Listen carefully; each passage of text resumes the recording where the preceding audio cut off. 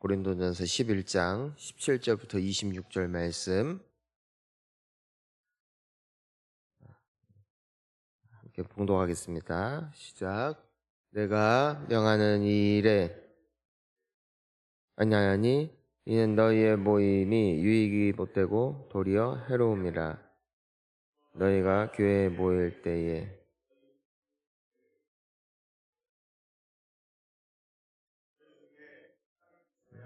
너희에게 옳다 인정함을 받은 자들이 나타나게 되리라. 그런즉 너희가 함께 모여서 주의 만찬을 먹을 수 없으니 이는 먹을 자가 자기의 만찬을 먼저 갖다 먹으므로 어떤 사람은 시장하고 어떤 사람은 취함이라. 너희가 하나님의 교회를 업신 여기고 빈궁한 자들을 부끄럽게 하느냐? 내가 너희에게 무슨 말을 하랴? 너희를 칭찬하랴? 이것으로 칭찬하지 아니하노라. 내가 너희에게 전한 것은 주께 받은 것이야. 곧 주께서 잡히시던 밤에 떡을 가지사 너희를 위한 내 몸이니 이것을 행하여 나를 기념하라 하시고 직후에 또한 그와 같이 잔을 가지시고 이르시되 이 잔은 내 피로 세운 새 언약이니 이것을 행하여 날 때마다 나를 기념하라 하셨니. 너희가 이 떡을 먹으며 이 잔을 마실 때마다 주의 죽으심을 그가 오실 때까지 전하는 것이니라. 아멘. 뭐든지 시작이 좋았고 또 좋은 취지였지만 시간이 지나면서 그 본질과 의미가 퇴색되는 경우들이 종종 있습니다. 사실 교회마다 또 문화마다 그 출발점이 좋지 않은 이유로 시작한 것은 아무것도 없습니다. 하지만 시간이 흐르면서 본질은 퇴색되고 껍데기만 남을 때 비로소 그것이 고집이 되어지고 하나의 문화가 되어지고, 하지만 그것이 어디서부터 기인했는지 그리고 왜 이것을 해야 되는지조차도 알지 못한 채 그냥 전에 사람들이 하던 것을 그대로 답습하여서 살아가는 경우가 있습니다. 우리가 이 교회라는 문화도 공동체도 보면은 이게 굉장히 무서운 것이 굳어지는 것인데, 왜 무서운 것이냐면은 처음에는 우리 이런 취지가 있으니 우리 한번 시작해 봅시다 라고 해서 시작을 했는데, 그래서 처음에는 사람들이 의미를 부여하여 정말 마음을 쏟아서 했는데 시간이 5년이 지나고 10년이 지나고 20년이 지나면서 이제는 의례 연례 행사처럼 이루어지고 왜 해야 되는지 왜 필요한지조차도 알지 못한 채 이맘때쯤 되면은 그거 하겠지 라면서 아무런 마음도 뜻도 생각도 없이 살아가는 경우들이 생기더라는 것입니다. 이게 대표적인 예로 예배 같은 건데요. 예배 같은 경우도 처음에는 내가 하나님을 만나러 가는구나, 내가 기도를 하러 가는구나. 처음에는 이 교회라는 것도 너무 어색하고 사람들도 뭔가 나랑은 다른 사람들 같고, 그래서 하나님 앞에 나올 때도 뭔가 긴장이 되고 살아계신 하나님을 만난다라는 두려움과 경외심 앞에 옷 매무새라든지 또 이 모든 것들을 신경을 쓰는데, 이게 계속 다니다 보면은 나중에 내가 하나님을 만나러 가는 건지 사람을 만나러 가는 건지 그저 일요일이 됐으니까 교회 가는 날이 되어버려서 아무런 생각 없이 일요일이다, 또 교회 가야 돼 라는 생각으로 또 하나님을 만나는 자리임에도 불구하고 옷을 경박하게 입고 또 죄송해요, 이거 드레스 코드 얘기를 안 할 수가 없는데 옷을 막 입어요. 이렇게 되는 거죠. 왜냐면은 그 의미가 퇴색된다는 것입니다. 내가 처음에 봉사를 할 때에도 의미는 굉장히 자명한 것이에요. 나 같은 자가 주님을 섬길 수 있을까요? 그런 마음으로 섬기죠. 찬양단을 섬기든 교사를 섬기든 목자를 섬기든. 제가요? 제가 할 수 있는 게 있을까요? 괜찮아요. 하나님이 함께 하시면 할 수 있습니다. 처음에는 할 수 있을까요? 할 수 있을까요? 매일 기도하면서 하나님 나에게 맡겨주신 이 영혼들 제가 잘 해볼게요. 얼마나 순수한 마음으로 다 시작해요. 리더를 할 때도 그렇고 모든 것들을 시작할 때는 좋은 취지와 의미예요. 그런데 시간이 흐르면서 그것이 일상이 되고 그것이 습관이 되면서 더 이상 하나님께 기도할 필요도 없는 것이에요. 왜? 그냥 내가 어느 정도 이 사람과 이 사람들과 좋은 관계를 맺게 되었고 이제는 뭐 관리도 제대로 안 하는 것 같고 또 검사도 안 하니까 그냥 목장 모임도 안 해도 되는 것이죠. 그러니까 이런 일들이 어느 공동체를 가더라도 비일비재하며 이것은 교회라는 공동체뿐만이 아니라 뭐 학교가 되었던 뭐 혹은 사회의 어떤 회사가 되었든 간에 기업이 되었던 간에 동일하다는 것입니다. 처음 우리나라에 이제는 전쟁이 끝났고 이제 그리고 이제는 여러 가지 어려울 때 얼마나 많은 또 선교사님들 또 많은 선생님들 정말 교육과 또 이 나라를 세우기 위해 건립하기 위해서 다시 부흥시키기 위해서 얼마나 피땀 흘렸어요.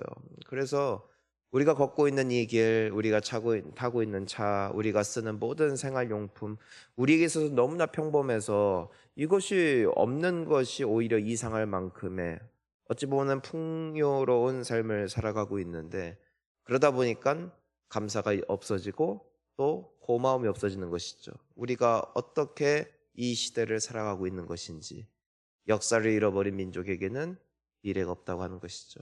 그래서 우리가 매일매일 살아가는 이 모든 순간이 하나님의 은혜임을 아는 것도 또한 우리에게 너무나 중요한 삶의 자세라는 것입니다. 우리가 이 고린도전서 오늘 말씀을 보면은 어찌 보면은 이들에게 있어서나 또한 오늘날 우리에게 있어서나 너무나 당연시 되어지고 있는 하나의 교회의 문명이 있는 것이죠. 문화가 있는 것이에요. 그것은 바로 성만찬입니다.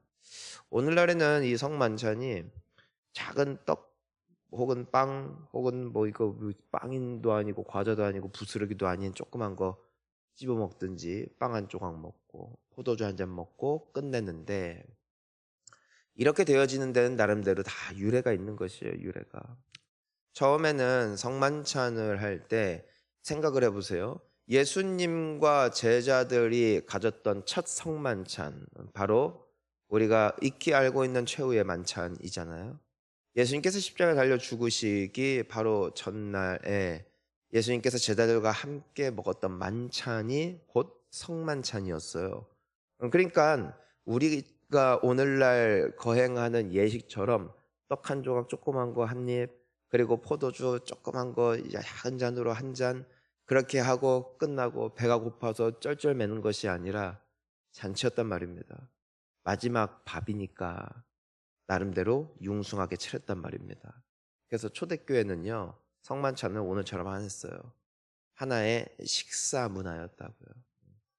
그래서 풍성하게 차리고, 하지만 거기에는 항상 떡이 있고 포도주가 포함이 되어 있는 것이죠. 그래서 마치 마지막 만찬인 것처럼 이 성만찬을 할 때 그것을 풍성하게 갖는 거. 그러면서 그 정신이 있었죠. 예수님이 말씀하셨잖아요. 나를 기념하라 하셨단 말입니다. 그러니까 예수님을 기념한다는 것이 취지가 되었어요. 그게 시작이에요. 좋은 문화예요. 근데 세월이 흘렀단 말입니다. 10년, 20년, 30년이 흘렀어요. 그러다 보니까 이제 연례 행사가 되는데 누가 더 잘 차리냐 이거예요. 그때부터 경쟁이 붙는 거예요. 또한 사람마다 이제는 어느샌가 그룹이 생기는 거예요. 왜냐하면 돈 많은 사람도 있고 가난한 사람도 있거든요. 돈 많은 사람들은 성만찬이 있으니까 준비해 오세요. 오늘처럼 막 교회에서 다 준비하는 게 아니에요. 사람들이 준비해서 오는 거예요.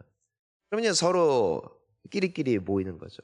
아유, 회장님 이번에 우리 성만찬 하시는데 제가 이번에 이거 준비했습니다. 나 이거 준비했네. 어디서 먹을 거야? 우리는 거기 뭐 앉던 데서 먹게나 하고 몇몇 사람들이 모여서 거기는 반찬 뭐 먹을 것이 퀄리티가 다른 것이죠. 이미 윤기가 다른 거예요. 그래서 막 성만찬을 하는데 막 향기로운 냄새, 막 푸짐한 먹거리 먹는 것이죠.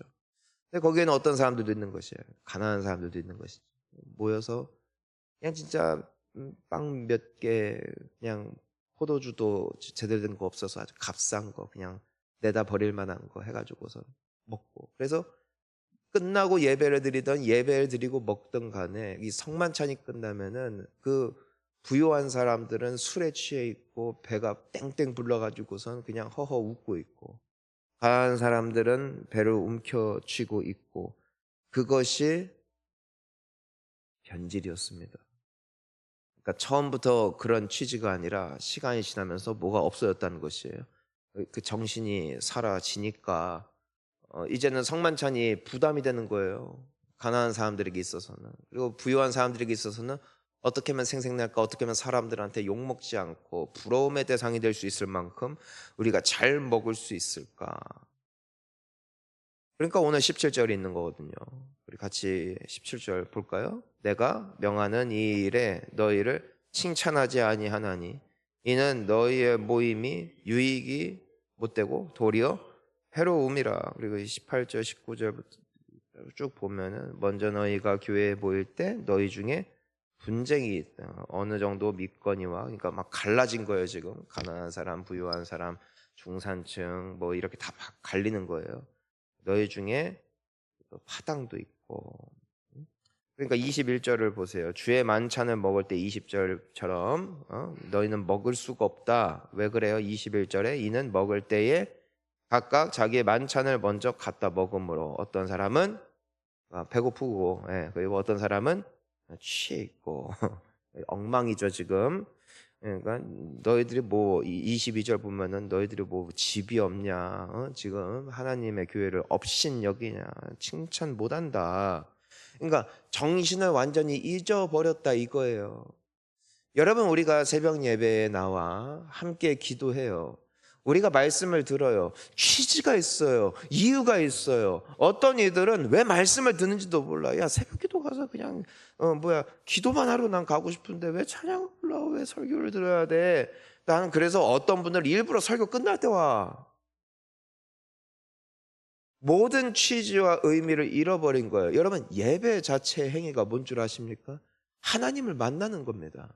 찬양을 통해서, 또 혹은 기도를 통해서. 왜 기도 순서가 있고 찬양 순서가 있는 줄 아세요? 우리의 공동 신앙 고백을 기도와 신앙 고백, 혹 사도신경이나 주기도문 혹은 찬양을 통해서 우리가 하나님 앞에 고백하는 거예요. 그러면 하나님은 우리에게 말씀을 주세요. 누구를 통해서? 설교자를 통해서. 그게 예배예요. 그러니까 나는 혼자 예배할 거예요. 나 혼자 묵상할 거예요. 그건 마치 하나님께 그러니까 직통 계시를 받아가지고 내가 하나님과 직접 소통하겠는 시간을 내가 갖겠다라는 것인데, 그것은 어불성설이에요. 왜냐하면 하나님은 목회자를 통해서, 설교자를 통해서 오늘도 그분의 말씀을 우리에게 전달하시기 때문입니다. 그러니까 내가 나이가 젊건 저 사람이 나이가 많건 설교를 잘한다 못한다, 이것이 중요한 포인트가 아니라 설교자, 하나님께서 세우신 하나님의 종을 통하여 하나님은 오늘도 나에게 말씀하여 주신다는 것이 설교의 취지라고요. 그러니까 설교는 내가 은혜가 은혜스럽네, 은혜스럽지 않네, 오늘 말씀은 내 귀에 들어오네, 안 들어오네, 판단하고 평가하고 잣대를 저울질을 하는 것이 아니라 이 모든 것은 하나님의 음성을 듣는 행위라는 것입니다. 그런데 그 정신이 지금은 있어요, 없어요? 하나도 없어요.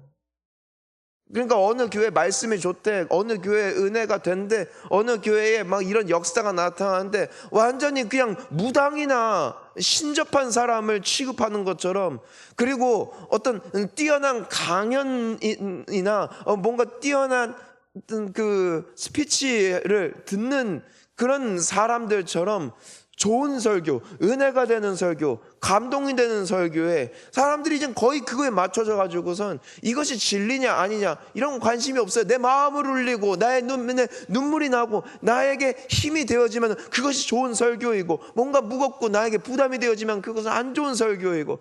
여러분, 그건 너무나 바보 같은 행위라는 것이에요. 예배가 박살이 나는 것이죠. 설교 시간에 졸고 말이야. 이미 행위가 잘못된 것이에요. 오늘 목사님 설교 또 똑같네. 졸리네. 조금 이제 설교 시작됐으니까 자야지. 이제 내가 할 말 다 하고 기도를 통해서 다 하고 찬양을 통해서 다 해놓고 이제 하나님께서 말씀하시겠다는데 눈 감고 자는 거예요. 그러니까 하나님과의 관계가 좋을 수가 없는 거예요. 그 사람은 절대로 은혜를 받을 수가 없다는 것입니다.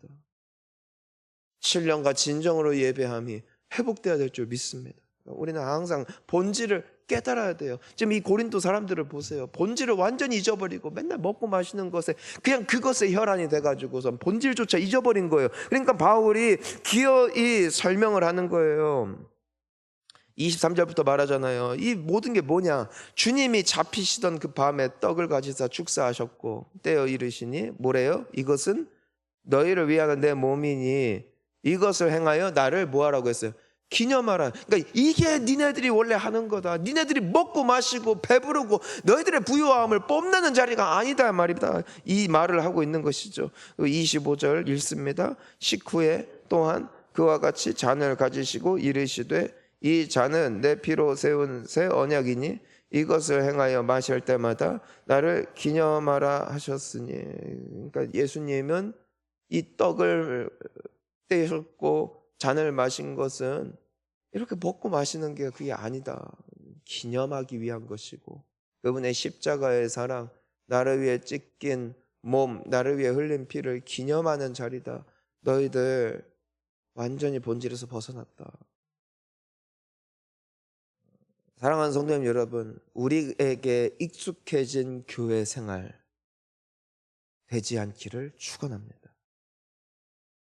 첫 마음을 회복하고 긴장하고 주님을 경외하는 자로서 신령과 진정으로 예배하는 자로서 설 수 있기를 소망합니다. 교회에서 있는 부흥회가 됐든 수련회가 됐든 우리 함께 그 본질을 잊지 아니하고 항상 두렵고 떨림으로 사람에게 핫하지 아니하고 죽게 하듯 하는 삶을 살아내며 우리 주님의 말씀을 따라 정말 그 본질을 놓치지 않는 귀한 신앙생활이 앞으로도 이어짐으로 말미암아 우리가 먼 훗날 주님 앞에 섰을 때 오늘 이 고린도 성도들 혼나는 거예요. 편지를 통해서. 우리 혼나지 말고 잘했다고 칭찬받고 또 주님 안에서 그 풍성한 교제와 은혜를 남은 인생 동안 누릴 수 있는 저와 우리 모든 성도님들 되시기를 축원합니다. 함께 기도하시겠습니다.